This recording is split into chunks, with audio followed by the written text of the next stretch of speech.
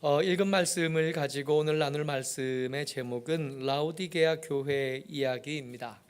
7교회에게 보낸 편지들 중에 마지막 편지들이기도 하고, 어쩌면 그 7교회들 중에 우리가 더 귀를 열고 더 주의 깊게 들어야 될 말씀이라고 생각을 합니다. 이 라오디아 교회의 특징이 뭐냐 하면, 나는 부자다라고 생각한다는 거예요. 나는 잘 살고 있다. 나는 괜찮다. 나는 하나님의 도우심이 딱히 그렇게 필요하지 않다라고 생각하는 교회이라는 겁니다. 요한계시록 3장 17절 말씀 같이 한번 읽어봅니다. 시작. 내가 말하기를 나는 부자라 부요하여 부족한 것이 없다 하나 내 곤고한 것과 가련한 것과 가난한 것과 눈먼 것과 벌거벗은 것을 알지 못하는도다. 오늘 라오디게아 교회 이야기를 살펴보는데요, 이 라오디게아 교회 이야기 중에 우리가 계속 마음에 염두에 들고 말씀을 나눌 것은 이겁니다. 내가 보는 나하고 하나님이 보는 나하고 다르다는 거예요. 똑같기는 쉽지 않습니다. 근데 같지는 못해도 같은 방향이기는 해야 되고, 같지는 못해도 어느 정도 근사치는 가야 될 텐데, 이 라오디게아 교회는 전혀 다르게 생각하고 있다는 거예요. 라오디게아 교회는 스스로 생각할 때 나는 부자다라고 생각한대요. 나는 부요하다, 부족한 것이 없다고 생각한다는 겁니다. 부족한 것이 없으니 애탈 것도 없고 갈급할 것도 없고, 그렇게 하나님 앞에 나가도 기도할 제목들이 마땅히 없어요. 하나님의 도우심이 필요한 일들이 가끔씩 등장하기는 하지만, 내가 가진 돈으로 얼추 메꾸기도 하고 얼추 가릴 수 있는 수준밖에 생기지 않습니다. 돈이 많으니까, 혹은 지식이 많으니까, 혹은 인맥이 든든하고 풍성하니까, 이런저런 문제들 때문에 그렇게 곤란을 겪을 일이 없습니다. 웬만한 것들은 내가 해결할 수 있어요. 내게 해결하지 못해도 통장의 잔고들로 어떻게 해결이 됩니다. 통장의 잔고들로 해결하지 못해도 아는 사람들 여럿 있어서 그들에게 전화 몇 통화하면 웬만한 문제들은 해결이 된다고 생각하는 거예요. 그러다 보니 하나님과는 거리가 멀어지는, 그러다 보니 하나님과 같은 방향을 보지 못하고 하나님과 같은 공간에 있지도 못합니다. 이런 걸 뭐라고 부르냐 하면, 이렇게 간격이 큰 거예요. 내가 보는 나와 하나님이 말씀하시는 나, 하나님이 보시는 나하고 간격이 크면 클수록 그 영성은 천박해질 수밖에 없어요. 영성이 아니라 그러면 억울해할 테고, 영성이라 그래주기는 하는데 그 영성은 깊어지지 않습니다. 그 영성으로 하나님과 친밀함을 누리지 못합니다. 그 영성으로 하나님의 은혜 가까이 나아가지도 못하고, 그 주변 사이에서 이상하게 자꾸 천박하다 혹은 무시당하는 것과 혹은 이상한 방향으로 공동체가 만들어져 가는 것을 바라보게 됩니다. 이런 영성이 천박해요. 근데 이런 천박한 영성을 향한 하나님의 말씀이 굉장히 단호하고 굉장히 매몰찹니다. 15절 말씀이요, 굉장히 유명한 말씀이기도 하고 우리가 적당히 생각하면서 오해하기 쉬운 말씀이기도 합니다. 15절 같이 읽어요. 시작. 내가 내 행위를 아노니 내가 차지도 아니하고 뜨겁지도 아니하도다. 내가 차든지 뜨겁든지 하기를 원하노라. 16절까지 계속. 내가 이같이 미지근하여 요거 먼저 여기서 차지도 아니하고 뜨겁지도 아니하다 한 것부터 먼저 짚고 넘어갈 필요가 있어요. 라오디게아 교회잖아요. 라오디게아라는 도시에 있는 교회인 겁니다. 이 도시가 굉장히 부유한 도시예요. 큰 도로 3개가 교차하면서 만나는 곳이니까 이렇게 바닷가에서 운송을 시작한 물건들이 여기에 잠깐 쉬었다 가는데, 쉬었다 가다 보니까 물건들이 많아요. 물건들이 많다 보니까 이 중간 거래처가 되고, 거래처다 보니까 금융업이 굉장히 발달되어 있고 무역업이 발달되어 있습니다. 부자일 수밖에 없는 조건을 거기가 라우디게아가 갖춘 거죠. 저기 있어요. 아래쪽 파란색은 지중해이고요, 위쪽 파란색은 흑해입니다. 그 사이에 지금의 튀르키예 서쪽 남쪽 해안에 7 교회들이 흩어져 있는데 그 중에 가장 내륙에 위치한 곳이 라우디게아예요. 그게 확대해서 그 주변을 보는데 여기에 라우디게아 교회하고 골로새 교회하고 또 히에라폴리스가 이렇게 같이 붙어 있어요. 오늘 우리가 살펴보려고 하는 것이 라우디게아 교회, 라우디게아 도시가 저기 가운데 이렇게 있고요, 그 밑에 골로새 교회가 있고 그 위쪽 북쪽으로 히에라폴리스가 있는데 여기가 다 한 계곡 안에 한 강을 끼고 이렇게 세 도시가 흩어져 있는 거죠. 라이커스 리버, 라이커스 밸리라고 부르는 큰 계곡 안에 이 세 도시가 있는데 이 세 도시가 물이라는 주제를 가지고 각양 다른 특색을 가졌습니다. 우선 위에 있는 히에라폴리스 그 도시에는 아주 유명한 온천이 있어요. 지금도 저기를 여행 가면 그 온천을 할 수 있게 된대요. 굉장히 예쁜 온천이 있고 그 온천에 가면 몸에 좋은 여러 가지 성분들이 그 물에 녹아 있어서 몸에 아주 좋고 치료가 효과가 아주 큰 온천이 지금도 거기 있답니다. 그러니까 저기 히에라폴리스에는 뜨거운 물이 나오는 거예요. 반면에 그 남쪽에 있는 골로새에는 아주 차가운, 식수로 쓰기에는 최고로 치는 샘이 골로새에 있는 거죠. 그러니까 저기는 차가운 물이 있는 거예요. 내가 뜨겁지도 아니하고 차갑지도 아니하다 한 말씀이 이 두 도시를 염두에 두고 말씀하신 겁니다. 히에라폴리스처럼 뜨겁든지 그러면 치료하는 데 쓰고 사람들이 몰려와서 쉬는 데라도 쓰지 않겠냐? 골로새 교회에 있는 샘처럼 차갑든지 그러면 좋은 식수로 써서 좋은 삶의 질을 좀 높일 수 있지 않겠냐? 근데 이 라우디게아에는 물이 귀한 거예요.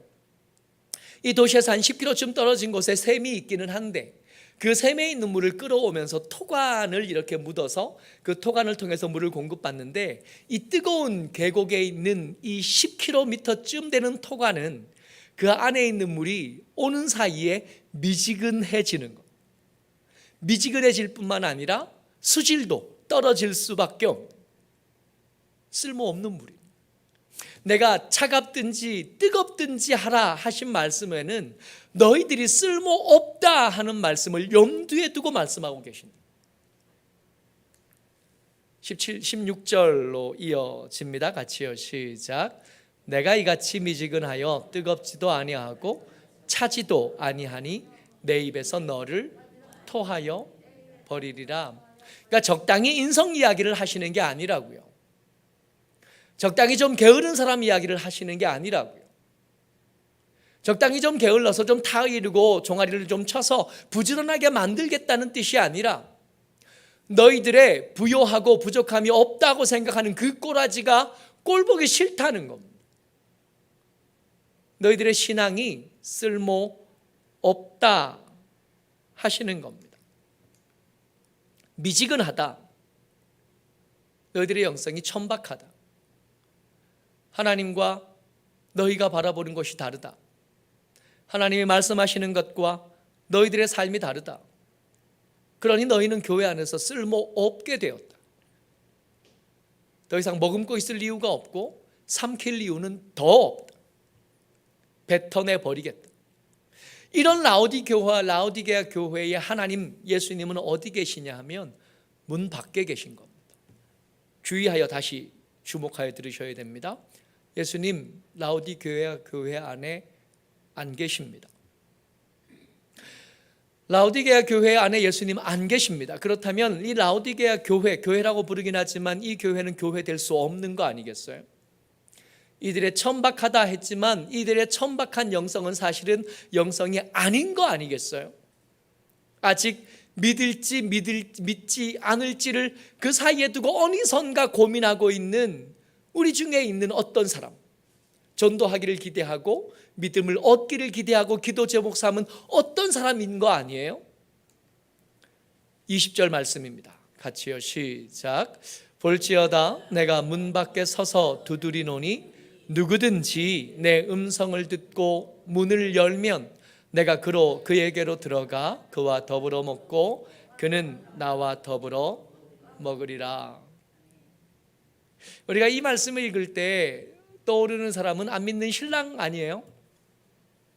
우리가 이 말씀 읽으면서 떠올리는 사람은 예수 믿었으면 좋겠는데 아직 관계가 끊어지진 않았고 예수 믿었으면 좋겠다 해서 기도 제목으로 삼고 있는 사람들, 그 사람들 떠올리면서 이 말씀이 떠오르는 거 아니에요? 아직 그 문이 열리지 않은 거예요.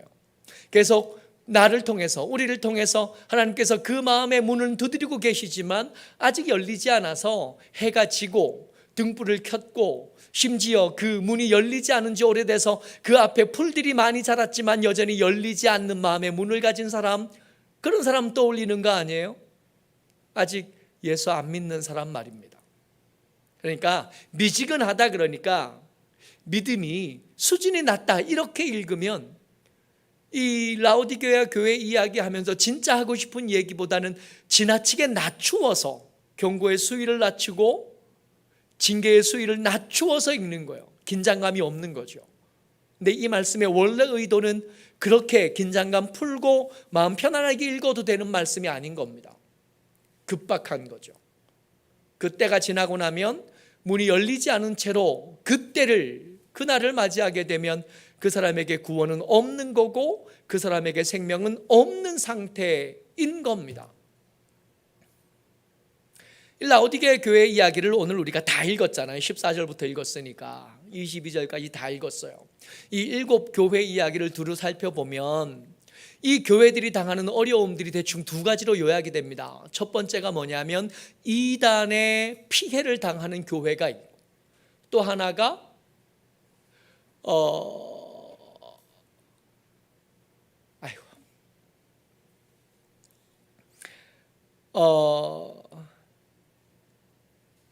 하나가 기억이 안 나네. 2가지 피해가 있어요. 권력의 피해를 입든가 이단의 피해를 입든가, 이 2가지 중에 하나의 피해를 항상 당해요. 근데 라오디게아 교회 이야기를 읽으면서는 권력에 대한 피해도 없고 이단에 대한 피해도 없고 유대인에 대한 피해가 없어요. 회당에서의 피해가 없습니다. 이 2가지 피해가 없어요. 그러니까 라오디게아 교회는 부자이기도 해요. 유대인들에게 핍박을 당하지 않아요. 그리고 이단에게 피해를 당해본 적도 없습니다. 이 교회의 특징이 뭐냐 하면 평안한, 문제가 없어요. 어려움이 없습니다. 고난이 없어요. 좋은 거잖아요. 좋은 건데 좋지 않아요. 시편 119편 71절에 등장한 말씀입니다. 도무지 이해가 힘든 말씀인데 이 말씀과 함께 이 라오디게아 교회 이야기를 함께 읽어야만 합니다. 같이 읽어요. 시작. 고난 당한 것이 내게 유익이라 이로 말미암아 내가 주의 율례들을 배우게 되었나이다. 아멘. 여러분, 이 말씀에 아멘이 되나요? 고난 당한 것이 내게 유익이다. 여러분, 시편, 모든 시편이 다 그렇겠지만 유독 119편은 기계처럼 쓴 시입니다. 그냥 아무렇게나 떠오르는 대로 성령의 감동하심을 대로 그냥 이렇게 계속해서 연결돼서 쓴 시가 아니에요. 알파벳 순서대로 한 절 한 절 첫 번째 단어를 뭘로 할까 고민하면서 쓴 시가 119편입니다. 그러니까 이 내용이 뭔지 정확하게 인지하고 쓴 시가 119편이라고. 이 시인이 알고 있었어요. 이 시를 쓰고 누군가 읽으면 이 읽는 사람들이 쉽게 아멘하지 못할 것을 알고 있었습니다. 고난이 유익이다. 이 말씀만 봐서는 이해가 충분하지 않을 것 같은데 라오디게아 교회하고 이렇게 붙여서 읽으니까 어쩌면 아멘 해야 될지도 모르겠다는 생각을 할 수밖에 없는 겁니다. 아무 일도 없었어요. 그 7교회 다른 교회들이 다 당하는 이단의 피해를 당하지 않고 유대인의 핍박을 피할 수 있었습니다. 부자였고 부유한 것으로 삶의 문제를 다 해결할 수 있었어요. 그랬더니 그들의 믿음이 더 깊이 있어지고 더 여유 있는 것으로 손을 펴서 그 주변을 먹여 살린 것이 아니라 신앙이 천박해지고 하나님을 묵상함이 얄팍해지고 하나님을 이해하고 그 십자가를 받아들이는데 오히려 장애물처럼 되어집니다. 예수님이 그들 가운데 계시는 것이 아니라 예수님이 문 밖에 계시기 시작하고, 예수님도 그를 향하여 너희들은 삼키기도 뭐하고 입에 계속 머금고 있기도 싫어서 토해내야 될 천박한 상황이 되었는데 너희들이 그걸 정말 모른다는 게 진짜 문제예요. 이들을 향해서 하나님 말씀하십니다.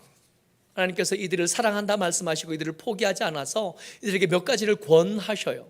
18절 19절 같이 읽습니다. 시작.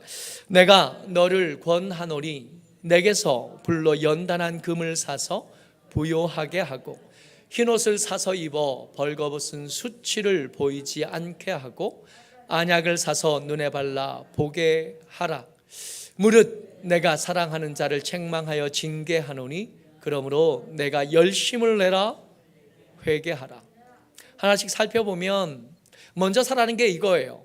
불로 연단한 금을 좀 사래요. 불로 연단한 금이니까 고난을 자초해서라도 너희들의 영성, 너희들의 신앙을 달리해야 된다 하는 말씀입니다.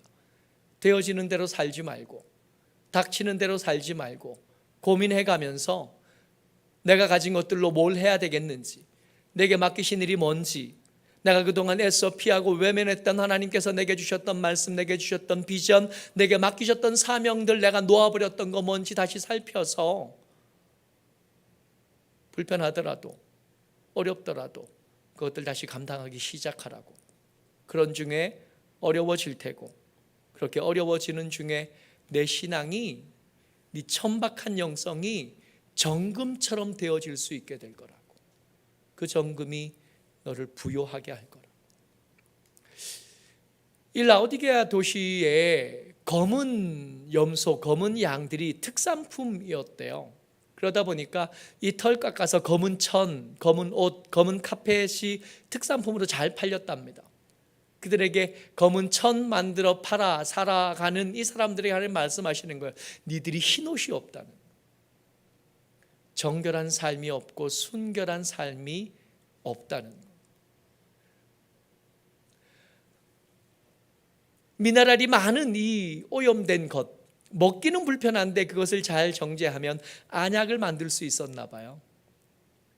근데 안약을 만들어 팔면서 정작 그 눈은 어두워서 하나님과 내가 얼마나 거리가 먼지, 내가 얼마나 가난한지 곤고한지는 제대로 알아보지 못하는 자들에게 하나님 말씀하십니다. 안약 사서 눈에 발라 보게 하라고. 언제까지 보지 못하는 채로 그냥 살겠느냐 말씀하시는 거예요. 여러분, 고난을 이야기하십니다. 내가 사랑하는 자를 책망하여 징계하노니 그러므로 내가 열심을 내라. 여기서 열심은 삶을 부요하게 하는 열심이 아닙니다. 공부 열심히 하라는 뜻이 아니에요. 내 괜찮다고 생각하는 그 얼토당토하는 삶을 좀 바꿔보라고 말씀하시는 겁니다. 이 노래는 내게 생명이 없는 것. 우리의 삶을 좀 돌아봅니다. 우리는 이렇게 이 사람들처럼 부유하지도 않고 이 사람들처럼 불편함이 없는 삶도 아니라서 말씀을 또 좀 돌려봐야 되겠습니다. 데살로니가전서 5장 18절 말씀입니다. 아까 시편 119편 말씀과 연결되어집니다. 시작. 범사에 감사하라. 이것이 그리스도 예수 안에서 너희를 향하신 하나님의 뜻이니라. 저기 범사 안에 고난이 포함되어 있지 않겠어요? 하나님께서 주신 은혜도 있고 감격할 만한 여러 가지 것들도 있겠지만 우리를 힘들게 했고 아프게 했고 눈물 짓게 했던 것들 저기 다 들어있는 거 아니에요? 그 범사들을 향하여 우리의 태도가 어찌해야 되냐 하면 감사해야 된다는 겁니다. 고난이 우리를 다시 정신 차리게 했을 겁니다. 우리 삶의 어려움들이 우리를 일깨워서 괜찮다, 나는 하나님 도움 없이도 살 수 있다 하는 그 교만함에서 우리를 끌어내리셨을 겁니다. 우리의 기쁨을 가지고 우리는 찬양하게 만드셨을 거고 우리의 즐거움을 통해서 하나님 앞에 더 즐겁고 아름다운 삶으로 우리를 이끌어 가셨을 겁니다. 그 모든 것들 말이에요. 그 범사가 우리의 감사의 대상입니다. 오늘 참 요즘 덥잖아요. 이게 덥다 보니까 알겠어요. 한 줄기 바람이 얼마나 고마운지도 알겠어요. 어젯밤에 에어컨 끄고 창문 열고 잤잖아요. 에어컨 바람보다 이 부는 바람, 이 발음 참 좋은 거예요. 별거 아닌데 감사한 줄 알게 됩니다. 더운 여름이 아니었으면 모르고 지나갈 뻔했던, 모쪼록 저와 여러분들 감사가 습관이어야 합니다. 감사가 우리 입버릇이어야 되고 우리의 태도이어야 합니다. 비록 여전히 고난이라고 말할 수밖에 없는 것들이 우리 삶에 남아있고, 여전히 가난하고 여전히 아픈 무릎이 여전히 시큰거리지만, 그럼에도 불구하고 우리의 삶을 향한 태도는 감사함이어야 합니다. 이 감사함으로 오늘을 살아가시고 이 감사함으로 삶을 채워가는 저와 여러분 되시기를 주의 이름으로 축복합니다. 아멘. 우리 시간 같이 한번 기도했으면 좋겠습니다. 감사는 상황에 따라 바뀌는 것이 아니라 우리의 태도를 따라 항상 우리 몸에, 우리의 말에 품고 살아야 될 덕목인 거예요. 하나님, 감사할 수 있게 도와주옵소서. 하나님, 고난이 주는 유익에 대해서 깊이 묵상할 줄 알게 하시고, 하나님 없이 살아도 된다 하는 교만이 내 속에서 꺾어져 감사로 열매 맺게 하여 주옵소서. 이 시간 우리 같이 한번 기도합니다.